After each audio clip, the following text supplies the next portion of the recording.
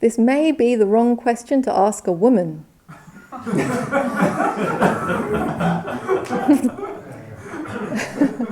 We're off to a great start.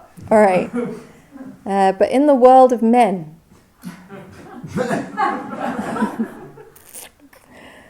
there's an incredibly short distance from rage to violence. How does one both maintain sila and not repress rage when interacting with people who are abusive or just have zero respect for others' boundaries? So, I don't agree that there's a difference between men and women in this regard. And I also don't agree that there's a very short distance between rage and violence.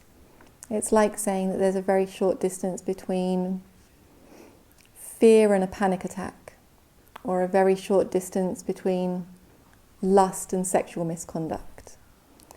So when we feel like that distance is very short, it's because of a lack of familiarity with the emotional state.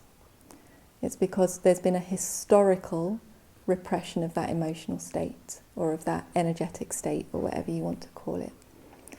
So if you imagine that somebody had had their sexuality repressed for decades, let's say, shamed and feared and repressed, locked in the basement, then when they open that basement door, for them, sexuality, feeling sexuality in their body is a very short distance away from sexual misconduct. They've got no familiarity with it. It's been repressed, and therefore it's become a raging monster wanting to have its expression, wanting to be seen. And the same is true for anger or rage. And a lot of us, more commonly women, I will say, but certainly not only women, nowadays plenty of men are socialized to not feel their anger, to pretend it's not there. And so we have a lot of people, women and men alike, who have locked their anger in the basement. It's become a big scary monster, and when we finally open the door, we don't have skill with it.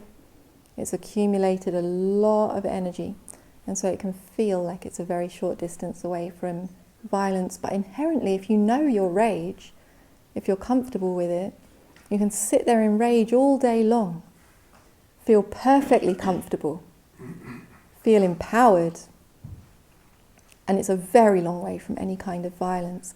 In the same way that if you're friends with your sexuality, you can sit there feeling sexual energy flowing through your body all day long, and you're a million miles away from making any kind of sexual transgression.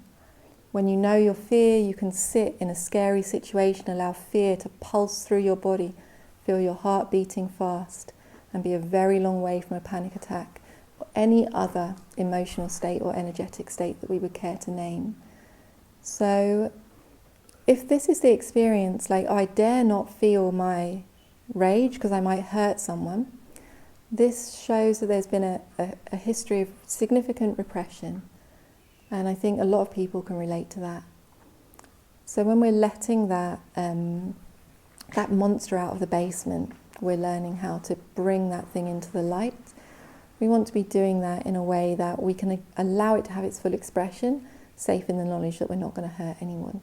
So we want to be like in a physically safe environment. We want to experiment with inanimate objects that aren't going to feel pain. We might want to punch a cushion or punch the wall, take up a martial art, something like this, where we can start to get that energy out and expressed in a way where it's not going to hurt anybody.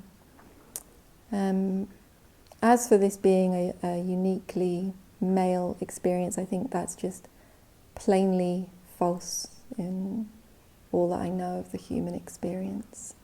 I can see some of my fellow females nodding along knowingly. Anything else on this topic?